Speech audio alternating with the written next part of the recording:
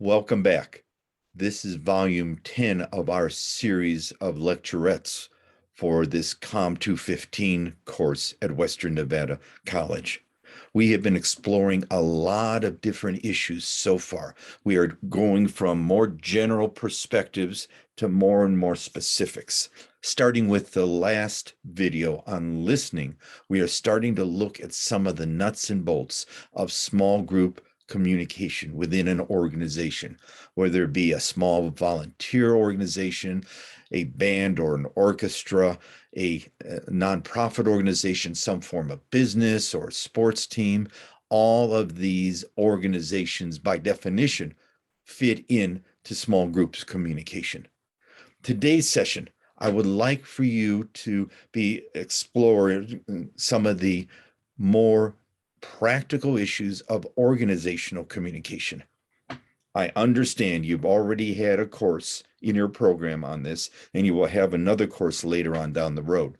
I want to share with you some specifics, particularly within the field, within the science of communication about organizations. So we're going to, in a couple minutes, cover some of these and some of the blocks to good organizational communication. I want to read for you one of my favorite handouts I've given in my basic communication courses. It's the 10 most important words in the English language. The most selfish one-letter word, I. Avoid using I, me, mine. The most satisfying two-letter word in English, we. Use it and mean it. The most poisonous three-letter word, ego. Overcome it. The most used four-letter word, love. Value it. The most pleasing five-letter word, smile. Keep it and exude it. The fastest spreading six-letter word, rumors. We've all been part of the rumor mills. Ignore the rumors.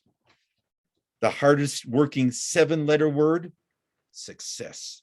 Success comes from commitment and perseverance. The most enviable eight-letter word, jealousy. Distance yourself from jealousy.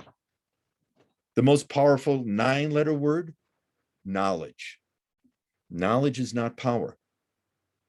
Applied knowledge is power. That's the value of what we're doing in this course. And the most valued 10-letter word, friendship. Relationships. Maintain it, improve on those things. As I mentioned in our first video, long time ago, that communication is the lifeblood of an organization. No matter what the organization is, communication keeps the lines of communication open. Beside pulsing through specific information to all, we have to keep those arteries going. Sometimes those arteries do become blocked, and there are certain patterns to these blockages that we see in organizations. I want to go through for you just in a couple moments 9 of the counterproductive, ineffective communication patterns that happen in all styles, all levels, all sizes of organizations. The first one is that if there are two parties or two groups, two parties are talking past each other and not connecting because, as we talked about in the last session, neither group is listening to one another. We like to talk, so we're going on different levels. The second block to communication is when one person's doing all the talking, all the writing, all the emails, while the other person can't get in a word in edgewise. That you ever felt overwhelmed by somebody giving you orders or commands or guidelines without any asking for input or any questions from you? The third one is one party or the other is using such big words, technical words, fancy terms, professional jargon that the other party either is put off or does not understand. And when people don't understand, they don't question it. Unlike college students who have questions all the time in my classes, most people, when they are overwhelmed or confused, won't admit it. So communication shuts down. Next one is emotions are running so high that one or both parties are venting, exuding, expressing, rather than communicating. Sometimes we have to get things off our chest, and sometimes we're in a difficult person or a difficult situation. But as long as all of those emotions are running wild, communication cannot take place. In a future video lecturette, we're going to talk about conflicts and conflict resolution. Next one is both parties aren't talking about the same thing. Again, because they're not listening. That they're going off in different directions, have different agendas, different emphases, and are just throwing it out there without the person listening. Next one is one or both parties is throwing up verbal smoke screens, obscuring the real issue. My favorite word in the English language is the word obfuscate. If you don't know what it is, it sounds what it is. You're clouding up the familiar, the clear. Sometimes difficult, indirect people use these smoke screens to cloud up the real issue. And so communication itself becomes clouded. Next one is one or both parties are attempting to communicate through an intermediary rather than directly. Do you ever have someone say, go tell this person that? Or make sure you copy that person that? Part of communication is you owning and taking responsibility for what you say, what you write, what you communicate. Also, another one in difficult situations is one party, or sometimes both parties, refuse to respond to the other, that they're stonewalling it. Remember in the listening quiz we talked about in the previous volume, we had that one block of having walls or barriers about a person or about a situation. And we stand behind that wall. We protect our wall to keep us away from other people. Is that we have to learn how to stop the stonewalling and actually break down those walls. The final block is what one party, especially the party with power, speaks down to the other party with lesser experience, lesser maturity, lesser power from an authority boss point of view. I am the boss, you do it this way. Well, that may work, as we found out in decision-making video, in about 5% of the situations with command decisions. It does not work in an overall communication style. Is that best communication, verbal, here and now, or electronic, is where there is a genuine dialogue going on. I've had genuine dialogues with most of you in this class via our emails, that I give you individual feedback as well as your scores on different things, and giving you feedback to keep on encouraging you. We need to have not a monologue, but a genuine dialogue. Hope that makes sense. If you can start becoming aware of where the blockages are, then you can start doing something about it. If you and the organization want to. Remember George Carlin's quote, you gotta wanna. If you don't want to, or one of the parties doesn't want to, communication can never improve. Let me ask you this. Can a book about communication save an organization? There is proof to this. Let me tell you a story. For Microsoft, after the founders, Bill Gates and Paul Allen, were stepping back from their day-to-day responsibilities and actually ending up leaving the organization to do better things on their own, some people within Microsoft were promoted from within to these higher executive level positions, and they also brought in some supposed technical experts from other organizations. They thought, okay, we can replace the legacy of Bill Gates and Paul Allen. Couldn't be done. And what happened is that communication within the organization, morale within the organization, ingenuity within the organization, productivity within the organization all started to suffer. It was inconsistent, and there was a gradual downward spiral of how Microsoft was operating, as evidenced by some of the poor operating systems they came out with right after Bill Gates and Paul Allen left. Somebody within the organization came up with this. Here's the book. It is called Nonviolent Communication by Marshall Rosenberg. This was a book he wrote about how to improve communication day in and day out. What happened with this book is that some people, and it's a very practical base level book on communication that Dr. Rosenberg called nonviolent communication, has since been repackaged, or other people have called it compassionate communication, which is a little more accurate.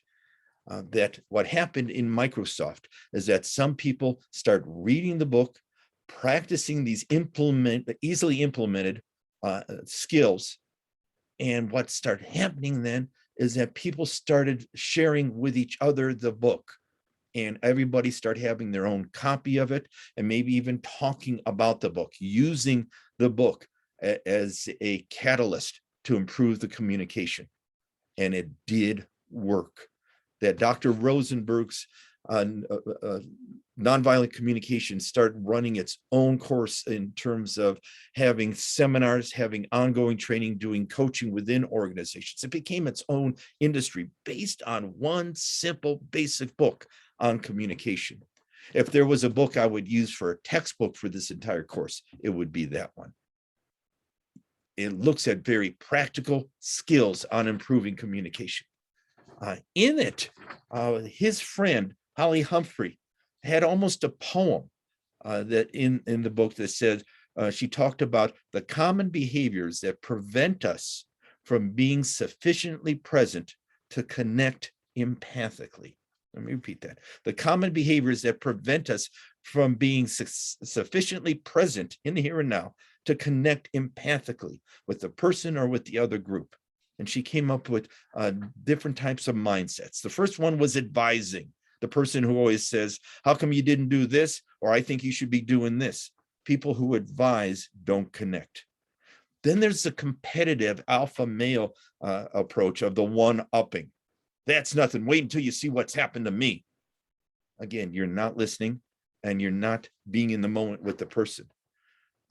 There is another behavior she called educating. This could turn out to be a very positive experience if you just trained, if you just cross-trained, if you just read something. Is that the role became an educator or a boss, not a teammate. Then there is on almost the other extreme of behavior is consoling. It wasn't your fault. You did the best you could. It's almost treating that person like a child. Then there's a person who loves telling stories, loves hearing themselves tell stories. And they will say, well, that reminds me of the time this happened. Or, yeah, I was in a similar situation and this is how it unfolded with me. When you're telling stories, the person isn't listening to the story and they're not listening to you. Then there's the person who just cuts off situations, my gesture. And that is, cheer up, don't feel so bad. You'll do better next time. And what you're actually doing is shutting down the ongoing dialogue. Then there is the sympathizing. As opposed to empathizing, there is the sympathizing. Oh, you poor thing. Oh, that just wasn't fair. They're just picking on you. Now, sympathy has very little room in ongoing organizational communication. Then there's the person who asks the why questions, the person who interrogates. When did this begin?